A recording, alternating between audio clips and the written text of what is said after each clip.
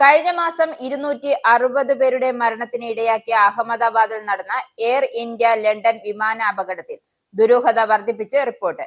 വിമാനത്തിന്റെ എഞ്ചിനുകളിലേക്കുള്ള ഇന്ധന വിതരണം പറന്നുയർന്ന് നിമിഷങ്ങൾക്കുള്ളിൽ നിലച്ചതായി എയർക്രാഫ്റ്റ് ആക്സിഡന്റ് ഇൻവെസ്റ്റിഗേഷൻ ബ്യൂറോ സമിതി തയ്യാറാക്കിയ പ്രാഥമിക റിപ്പോർട്ട് കണ്ടെത്തി. ഇന്ത്യയുടെ എയർക്രാഫ്റ്റ് ആക്സിഡന്റ് ഇൻവെസ്റ്റിഗേഷൻ ബ്യൂറോയുടെ റിപ്പോർട്ടിൽ ഇന്ധനം നിയന്ത്രിക്കുന്ന കോക്പിറ്റിൽ സ്വിച്ചുകൾ കട്ട് ഓഫ് ആയ സ്ഥാനത്തേക്ക് നീങ്ങിയതായും ബോയിംഗ് എഞ്ചിൻ നിർമ്മാതാക്കളായ ജിഇക്കും അപകടത്തിന് വ്യക്തമായ ഉത്തരവാദിത്വമില്ലെന്നും സൂചിപ്പിക്കുന്നു. വെറും 32 സെക്കൻഡ് മാത്രമാണ് വിമാനം പറന്നത്.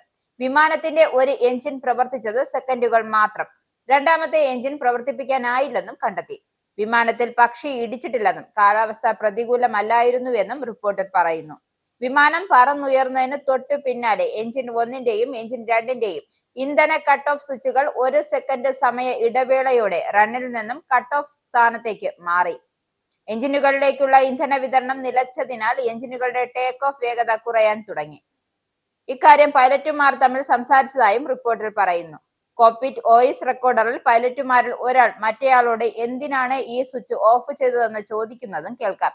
താനല്ല ചെയ്തത് എന്നാണ് രണ്ടാമന്റെ മറുപടി. കോ പൈലറ്റ് ക്ലൈവ് കുന്ദറാണ് വിമാനം പറത്തിയത്. പൈലറ്റ് ഇൻ കമാൻഡറായ സുമിത് സബർവാൾ ഇത് നിരീക്ഷിക്കുകയായിരുന്നു. സബർവാൾ ബോയിംഗ് 787 വിമാനം 8600 മണിക്കൂർ പറത്തിയ പൈലറ്റാണ്.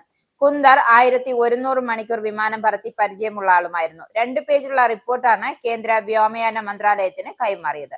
ആദ്യഘട്ടത്തിൽ ശേഖരിച്ച വിവരങ്ങളുടെ അടിസ്ഥാനത്തിലാണ് പ്രാഥമിക റിപ്പോർട്ട് തയ്യാറാക്കിയത്. അപകടം നടന്ന പിറ്റേ ദിവസം തന്നെ എയർക്രാഫ്റ്റ് ആക്സിഡന്റ് ഇൻവെസ്റ്റിഗേഷൻ ബ്യൂറോ സമിതി രൂപീകരിക്കുകയും 4-അംഗ സംഘം അന്വേഷണം ആരംഭിക്കുകയും ചെയ്തിരുന്നു.